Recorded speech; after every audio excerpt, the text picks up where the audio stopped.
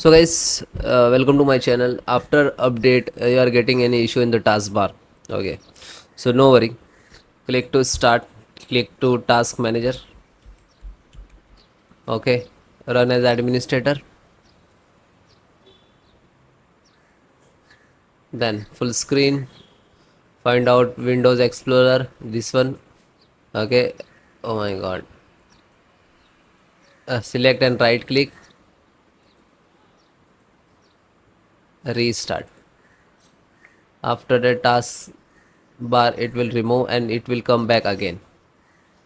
And then close it. Then click to start. Type sfc, oh sorry, type cmd. This very important command for your system. Type sfc space slash scan now.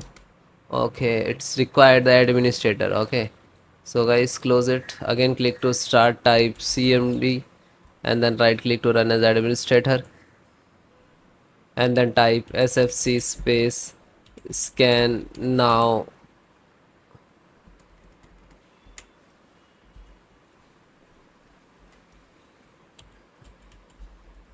and then hit enter.